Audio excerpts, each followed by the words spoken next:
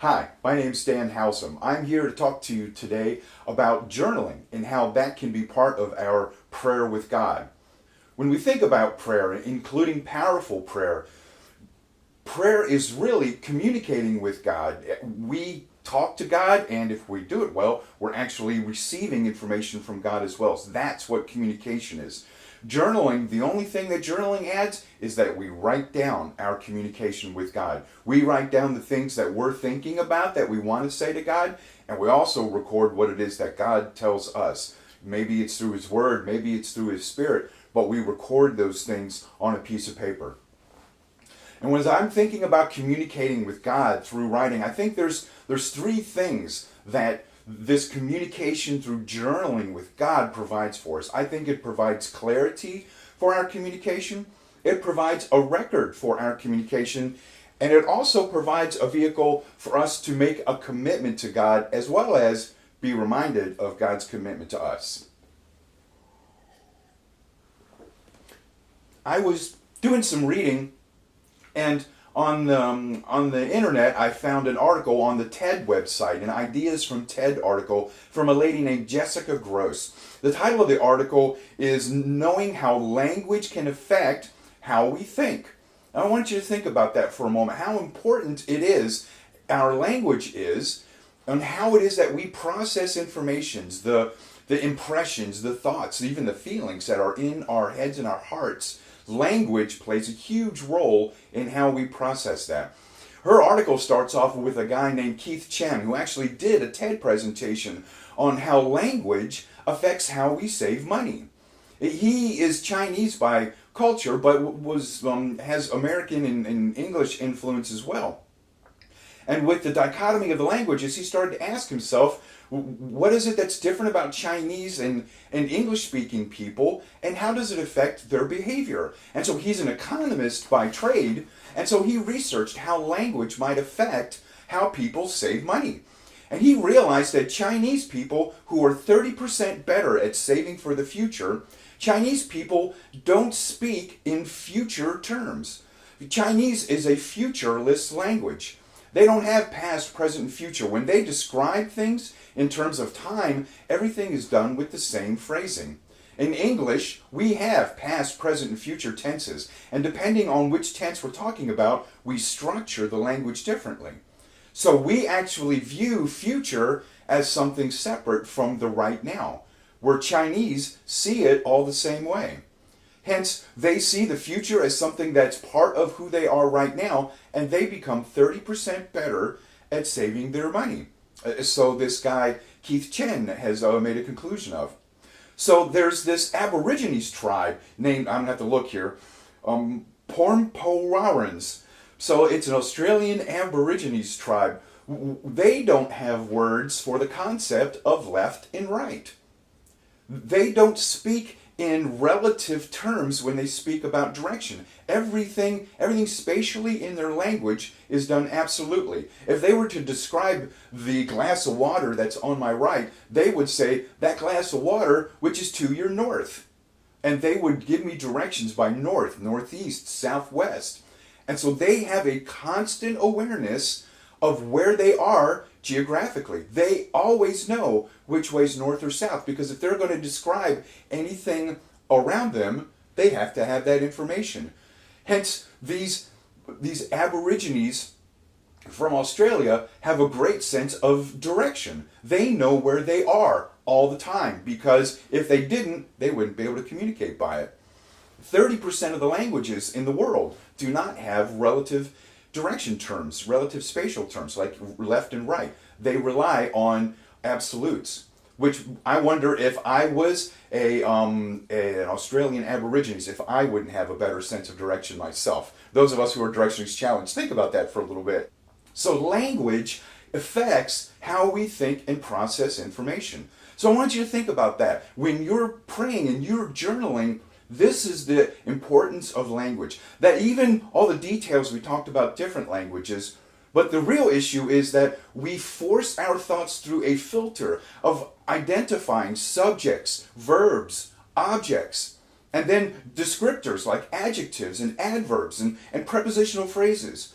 And as we do that, it forces us to clarify and codify what it is that's going on inside our head. Sometimes thoughts bounce around in our head.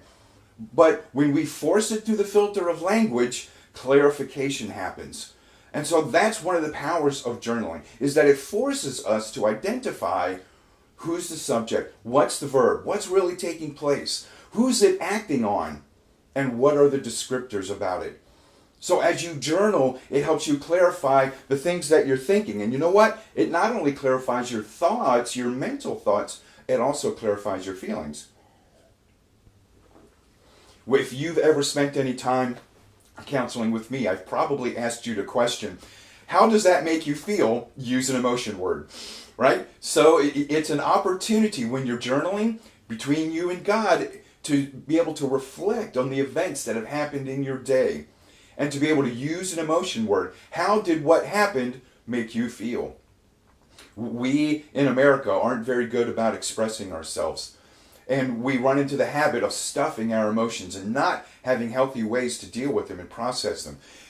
Journaling and allowing language, using language to identify your feelings so that you can see what it is you're thinking and feeling and record it and process it is a powerful tool. Journaling helps you do that.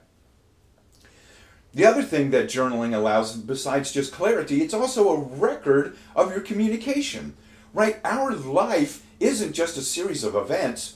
Our life is a journey that we take. It goes from one place, from our birth to our destination, wherever it is that God is leading us. And there's different stops along the way. So a journal is a wonderful way to record all the successes in your life as well as the failures. Right? The school tests that you took, the tests that you were taking to try and get into college, the first one that didn't make the grade, but the second one that you took that helped you get there. The relationships you have, deciding about who it is that you want to have a deeper relationship, recording the times that the relationships maybe didn't work out. Buying a home. Though most of us who have tried to buy a home, you usually don't get to buy a home on the first try. It's a series of trial and error before you get to the one that you end up living in. And you know what? Recording that journey and the things you learn on that journey is a beautiful thing. It's wonderful to have that. It's also an opportunity to record the obstacles that you face and the solutions you found. It's an opportunity to record the mountaintops. It's an opportunity to record the valleys that we go in. Your life is a journey. And as you go through that journey, hopefully, we're learning lessons along the way. When you record your time with God, record the things that are going on in your life, it's also an opportunity to reflect and record the lessons that you've learned. Because we don't want to just continue to go through life making the same mistakes over and over, right? Journaling is an opportunity to record, reflect, and remember what it is that God has been teaching us on the journey that we're on. It's also an opportunity to record answered prayer. That God speaks to us through our circumstances, and that when we pray for a particular event, when we pray about a relationship, a job opportunity, or buying a house, we can record how God worked through those circumstances. It's an incredible faith builder to be able to look at the history of how God has spoken to us. To have moments when we look back through our journal and go, wow, you know what? I see God working in all these circumstances. It's a powerful affirmation for our faith to be able to have a record of the journey and how God walks along with us. Not only is it helpful for clarifying our communication, recording our communication, but you know what? When we write things down, we tend to add a commitment to our communication when we write things down. That when we have a contract on a house, right? Our contract isn't made with a wink and a handshake, right? We write things down and submit things in writing. When you're going for a new job, you don't wait. You don't accept the phone call offer. I've always been told, don't tell anybody about the new job until you get the offer in writing. Writing carries weight in our culture.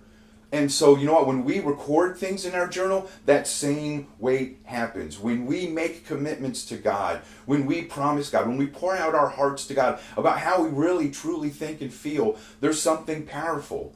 right? When those signers of the Declaration of Independence put their name on it, they wrote their name. They wrote down what it is they thought and believed, and they wrote their names to it. It added power. It added weight to the things that were already inside them. But writing it down on a piece of paper gave it power. It gave it commitment that them and other people could see. Not only is it an opportunity for us to make commitments to God, but it's also an opportunity for us to write the things that God has told us, the things that we reveal in His Word as we read and study it, that speak to us, the promises that we receive from God through His Word, but also the individual moments when God speaks to our hearts, we write it down. See, we have an enemy who wants to convince us that God really doesn't have any interest in us, that He doesn't care about us, and he wants to distract us. He wants us to forget about it. He wants us to think, hey, you know what, that didn't really happen. But the reality is, it does happen. God does speak to us, and in those moments when we record it, it's an opportunity to reflect and go, wow, you know what, I remember. I'm not going to let all the misinformation since God spoke to me to distract me. I'm going to review what it is that God said, and I'm going to be encouraged by it, and I'm going to have the courage to carry out and follow what it is He's asked me to do. That's some of the powerful things about journaling, that it clarifies our communication, records our communication, and is a commitment of our communication with God. Thanks for spending this time with me. In a little while, hopefully, you'll be able to see video 2 about our communication with God through journaling, and we'll actually open up a journal and see some opportunities and ways that journaling can work for you. Thanks.